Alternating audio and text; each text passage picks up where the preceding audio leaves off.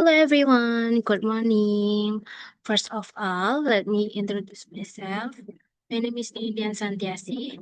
My student number is 23130111062.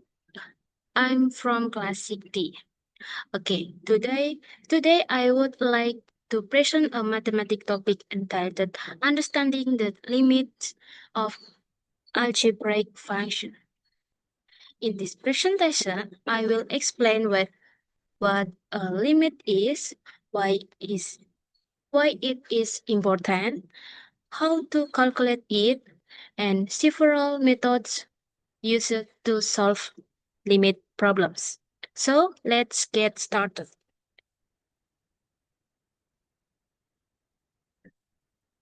Okay, before learning the formula, I just like to ask you a simple question. How can we determine the value of a function when the variable gets closer and closer to get quartile numbers?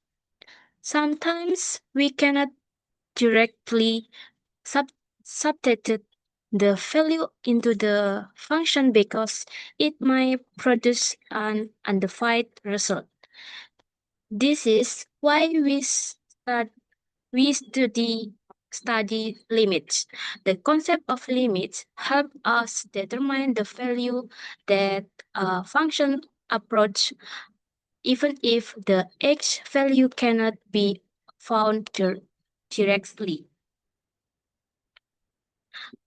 Okay, after studying this topic, we are expect the achieve for learning objective.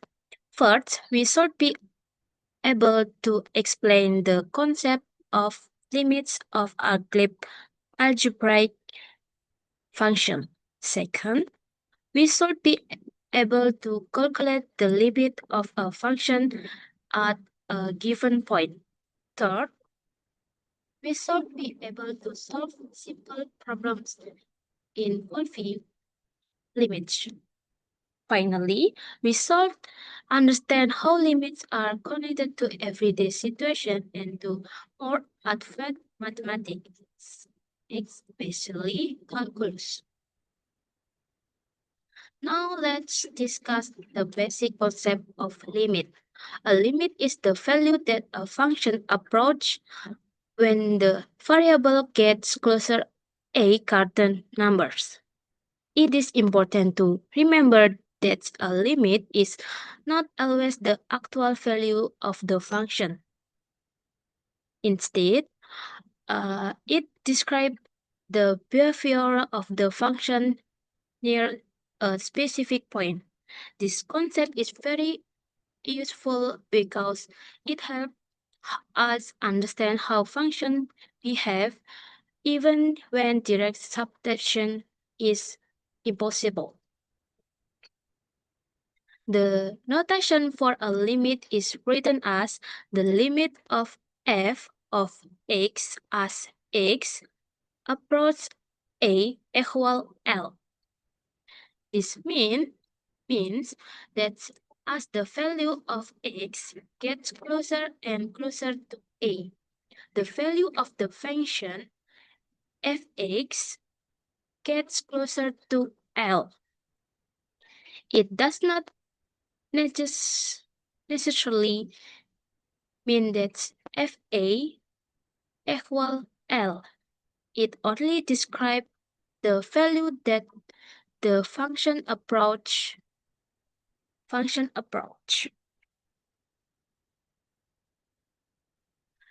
Let's look at the first method. For polynomial function, finding the limit is very simple. We usually use direct subtraction. We simply replace it with the value is approached.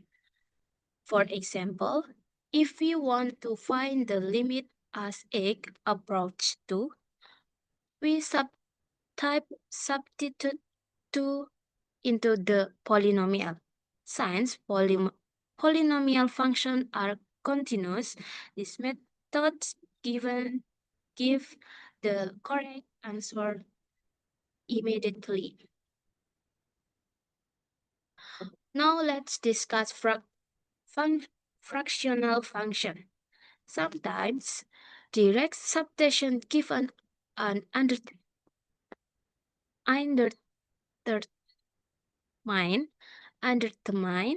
from such as 0 over 0.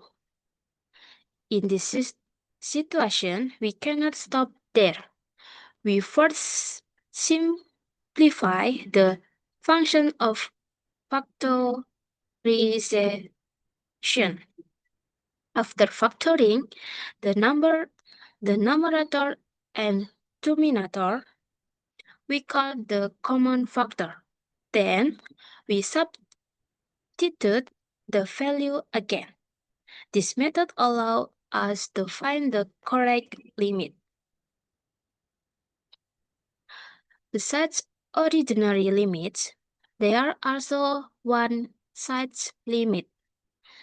There are two types, the left-hand limit and the right-hand limit.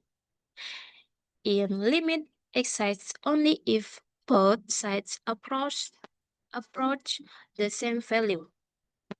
Another important concept is the infinite limit. It describes the behavior of a function when the value of x becomes every large or every small. This helps us understand the long-term behavior of a function. For rational function, we can determine the limit and infinity by comparing the decrease of the numerator and denominator. There are three cases. First, if the degree of the numerator is smaller than the denominator, the limit is 0. Second, if both degrees are equal, the limit is the ratio of the leading coefficient. Third, if the degree of the numerator is greater than the denominator, the limit approach positive or negative infinity, depending on the size of the leading coefficient. This rule makes it such easy to evaluate limits at infinite. To conclude today's presentation, limit help us understand the behavior of a function near a certain point. There are several methods to determine limits, including direct subtraction, factor, factorization, one-side limit, and infinite limit. Understanding limit is very important because they form the foundation of calculus and many another advanced mathematical topics. Okay, that it's the end of my presentation. Thank you very much for your attention. I hope this presentation has helped you understand the basic concept of limit of algebraic function. If you have any question, I would be happy to answer them. Thank you and have a wonderful day. Bye bye.